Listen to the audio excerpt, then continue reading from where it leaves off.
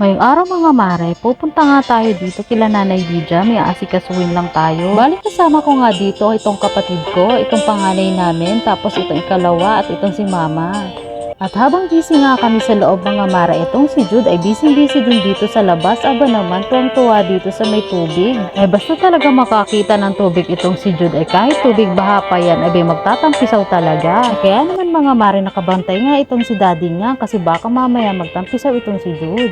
Ay tuwang-tuwa nga siya dito mga mare sa mga pato. Napakadami naman din kasi talaga. Ayan at hinahabol niya. Ay hindi ko na nga sigurado mga mare kung pato ba ito o bibe. Magkamukha kasi kaya nakakalito. At eto na nga mga mare, nagtampisaw na ang batuta, abay hindi na nakatiis. At kahit nga may nakabantay mga mare, ay nakalusot pa rin talaga itong si Jude. Abay napakakulit din naman talaga. At marami din palang mga manok dito mga mare, kaya naman si Jude tinitingnan din itong mga manok. At tinabol pa nga niya itong mga pato mga mare. Ayan at ang cute, marami din pala itong inakay. At napabilis nga ang takbo nito mga bibe mga mare. Abay nataranta ata, ito naman kasi si Jude, hinahabol sila. Pagkatapos nga namin makausap si Nanay Lydia mga mare, umalis na rin kami at eto sumakay na kami sa motor. At syempre mga mare, itong si Jude tuwang-tuwa, gusto niya yan kasi joyride. Bali 3 motor nga kami yan mga mare, magkakasunod kami. Yung una kay Tiyo Nonoy at yung ikalawa sa ate ko.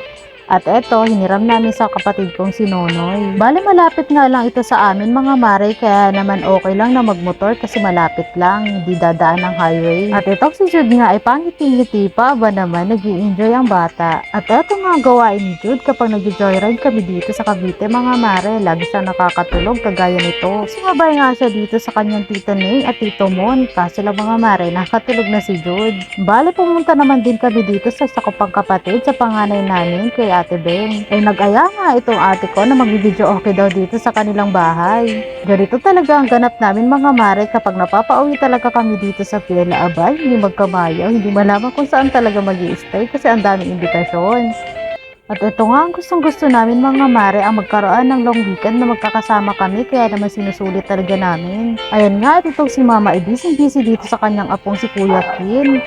At pinakanta na nga rin ng mami niya itong si Kin ng ABCD. Abay napaka-karaoke itong bata nang wala sa oras. Ang pagkatapos nga ng ABC song mga mare, Old MacDonald naman daw.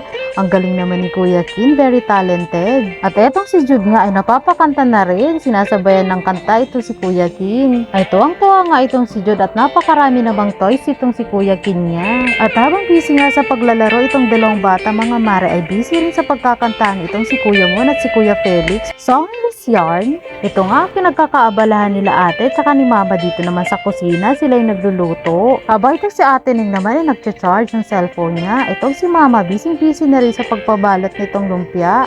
At habang ako naman mga mara ay busy din sa pagkuha ng mga video. Abay, for the content creator yarn.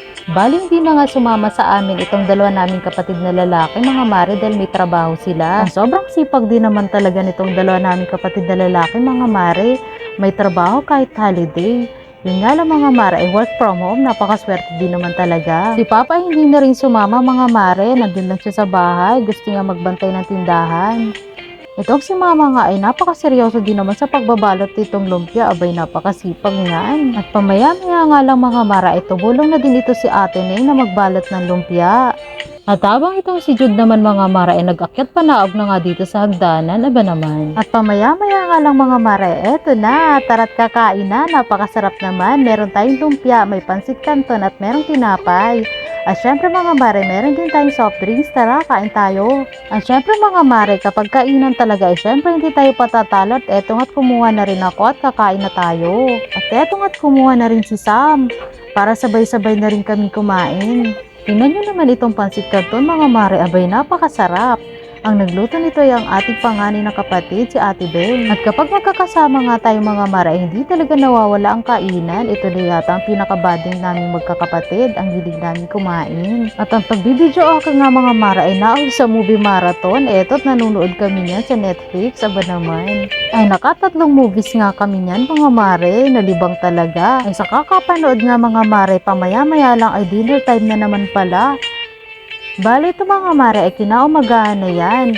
Yan ang naging tanghalian natin bago tayo umuwi sa Manila. At syempre mga mare, ang niluto ni ate ang paborito nating adobong sitaw. O siya mga mare, hanggang dito na lang muna. Maraming salamat sa panonood.